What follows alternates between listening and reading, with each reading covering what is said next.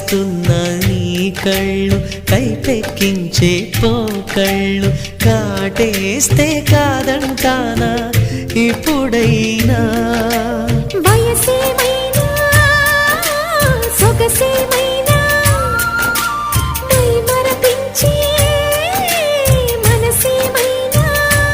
నవ్వు నవరాత్రి నీ కోసం తీసుకువస్తున్నా మైనా ఏమైనావే మన్మథ మాసం అయినా ఎంతైనా ఇది మెత్తని మోసం తీయనైన తీరిక తీర్చమంది కోరిక